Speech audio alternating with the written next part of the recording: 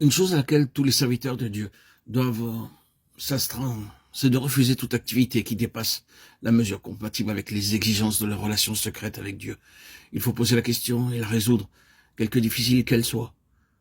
Voici un appel. Allons-nous l'accepter simplement parce que c'est une occasion de faire du bien? Certainement pas. Nous en référerons au Seigneur en secret. Une porte ouverte n'est pas une raison suffisante pour tourner le dos à nos devoirs. L'ennemi fera toujours tout ce qu'il pourra pour nous maintenir sur un pied d'activité débordante.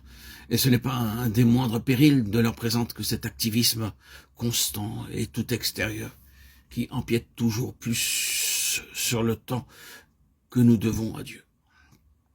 Ce ministère est fondé sur une vie intime et profonde avec Dieu, dans le secret.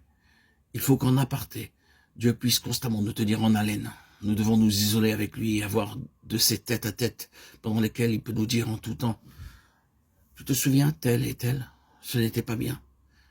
Il faudra remettre cela en ordre.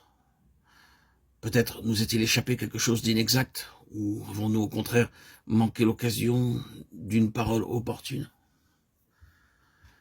Dieu ne laisse jamais rien passer, et si nous lui donnions assez de temps, il nous signalerait tous ses accros ou nous les remettrait en mémoire. Mais si nous passons dessus comme chat sur braise, Dieu nous abandonnera pour finir aux conséquences de notre conduite inconsidérée. Ce n'est pas ce qu'un homme est devant les hommes qui compte, c'est ce qu'il est devant Dieu. Dieu a fait resplendir la lumière dans nos cœurs pour accomplir un ministère.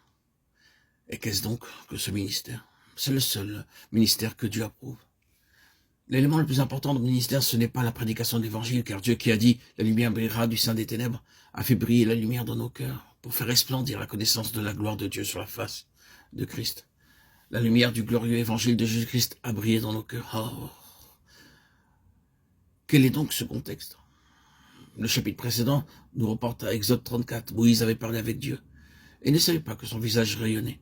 Mais le peuple le voyait bien et détournait le regard incapable qu'il était de supporter cet éclat. Et après tout, Moïse ne faisait pas lire la loi. Il ne faisait pas que lire la loi. C'était du légalisme. C'était la loi de la mort. Mais ce que nous avons ici, c'est la loi de la vie qui est en Christ. Le Dieu dont la gloire brillait sur la face de Moïse, alors voilé, a rayonné sans voile dans nos cœurs. Il n'y a pas de voile sur la face de Jésus-Christ, et cette expression sans voile est révélée dans nos cœurs par le Saint-Esprit. Dieu a brillé dans nos cœurs. Et dans quel but? Comme pour Moïse, dans le même but, pour faire connaître aux autres la pensée de Dieu.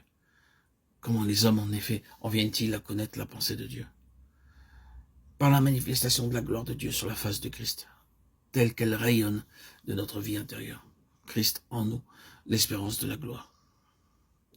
Dieu a illuminé nos cœurs, de sorte qu'il a fait de nous, non seulement dans ce que nous disons, mais dans ce que nous sommes, une expression de Christ, donc une révélation de Dieu. Voilà le ministère. Si l'on appliquait ce critère à tous les ministères d'aujourd'hui, je me demande quelle proportion survivrait à l'épreuve. Dans combien de cas le ministère contemporain est-il vraiment le rayonnement et la manifestation de la gloire de Dieu révélée dans le cœur? Ah, c'est là ce qu'il nous faut. Une histoire secrète avec Dieu. Ah, et si notre ministère était cela, tout entier, quel fruit ne verrions-nous pas mûrir?